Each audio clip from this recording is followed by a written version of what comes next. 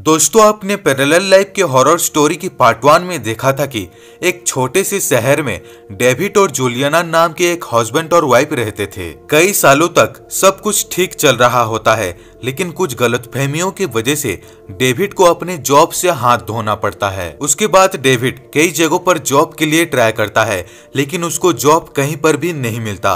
उसके बाद डेविड के पास एक भी पैसा नहीं होता और वो अपने कार को बेचने के लिए एक कस्टमर के पास जाता है, लेकिन जिस कस्टमर को कार लेना होता है वो कार खरीदने से साफ साफ मना कर देता है। उसके बाद डेविड और जूलियाना दुखी होकर कार में घर जा रहे होते हैं और तभी उनके कार के सामने एक ट्रक आकर टक्कर मार देता है, जिसे जूलियाना की मौके पर ही मौत हो जाती है और डेविड कोमा में चला जाता है। उसके बाद डेविड कोमा में एक दूसरी दुनिया जी रहा होता है, जहां पर उसके पास सब कुछ होता है। डेविड के पैरेलल लाइफ में डेविड का सामना एक ब्लैक कोट वाले अनजान व्यक्ति से होता है, लेकिन ब्लैक कोट वाला आदमी जैसे ही डेविड को मारने के लिए कुल्हाड़ी को ऊपर करता है, तभी डेविड के सामने सारा दुनिया गायब हो जाता है। क्योंकि रियल लाइफ में डेविड एक कोमा पेशेंट होता है और उसको धीरे धीरे होश आ रहा होता है। डेविड को होश आने के बाद डॉक्टर कहता है तुम्हारी वाइफ कार दुर्घटना में मर गई, लेकिन डेविड डॉक्टर के बात के ऊपर विश्वास नहीं करता, क्योंकि डेविड की वाइफ डेविड के सामने ही बैठी होती है। उस कार दुर्घटना से डेविड के पास ऐसी शक्तियां आ गई होती है जिसे वो आत्माओं को देख सकता है। दोस्तों, अगर आपने अभी तक पैरेलल लाइफ हॉरर स्टोरी का पार्ट 1 नहीं देखा तो जरूर देख लीजिए, नहीं तो ये स्टोरी आपको समझ नहीं आएगा। अब आगे। डेविड हॉस्पिटल में डॉक्टर को बहुत समझाने का कोशिश करता है कि उसकी वाइफ जूलियाना उसके सामने बैठी हुई है, लेकिन डॉक्टर डेविड की बात के ऊपर विश्वास नहीं करता और अगले दिन डेविड को हॉस्पिटल से डिस्चार्ज दे देता है। उसके बाद डेविड को पता चलता है कि उसकी वाइफ जूलियाना सच में मर चुकी है एंड वो जैसे ही अपनी वाइफ की डेड बॉडी को देखता है तो अचानक से उसके सामने से उसकी वाइफ गायब हो जाती है। डेविड बहुत दुखी होता है और कुछ दिनों बाद डेविड एक नई जिंदगी की शुरुआत करता है।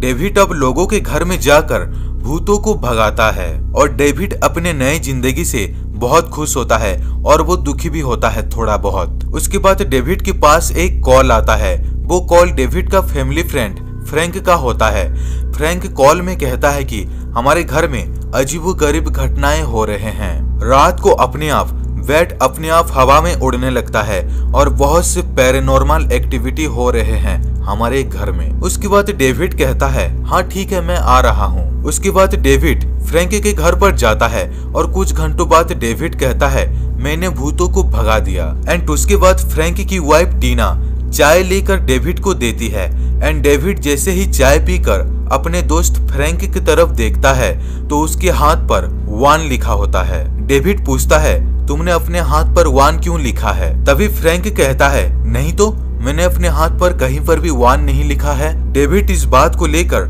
सोच में पड़ जाता है और वो फ्रैंक के घर से चला जाता है। अगले दिन डेविड को खबर मिलता है कि उसका दोस्त फ्रैंक मर चुका है। उसके बाद डेविड फ्रैंक के घर पर जाता है। वहां जाने के बाद फ्रैंक के घर के अंदर जाकर फ्रैंक के डेड बॉडी को देखता है तो डेविड देखता है कि फ्रैंक का दिल को कोई निकाल कर उसे मार दिया है और वहां पर कुछ पुलिस वाले भी होते हैं जो इन्वेस्टिगेशन कर रहे होते हैं और वहीं पर फ्रैंक की वाइफ भी बैठकर रो रही होती है। उसके बाद डेविड वहां से चला जाता है और उसी रात को डेविड के पास एक कॉल आता है। उस कॉल में जॉन नाम का एक आदमी होता है। तो जॉन कॉल में कहता है कि मेरे घर में भूत है, प्लीज आप आकर भूत को भगा दीजिए। तभी डेविड जॉन का एड्रेस को नोट करके जॉन के घर पर जाता है। जॉन के घर जाने के बाद डेविड जॉन के घर से भूतों को भगा देता है। उसके बाद जैसे ही डेविड जॉन से पैसा ले रहा होता है तो डेविड देखता है कि जॉन के हाथ पर 2 लिखा होता है, लेकिन डेविड जॉन को कुछ नहीं कहता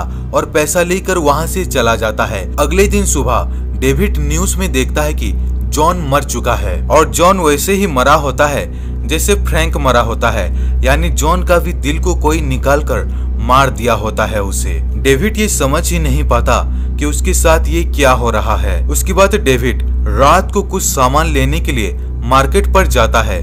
मार्केट में डेविड देखता है कि एक आदमी के हाथ पर 3 यानी 3 लिखा हुआ है। डेविड समझ जाता है कि जिसके हाथ पर 3 लिखा हुआ है वो मरने वाला है। उसके बाद डेविड उस व्यक्ति का पीछा करता है जिस व्यक्ति के हाथ पर 3 लिखा होता है। तभी वो व्यक्ति अपना कार निकालकर जाने लगता है। उसके पीछे पीछे डेविड भी अपना कार निकालकर उसका पीछा करने लगता है। उसके बाद उस व्यक्ति का गाड़ी जंगल में रुक जाता है तो डेविड भी अपना गाड़ी को रोक देता है।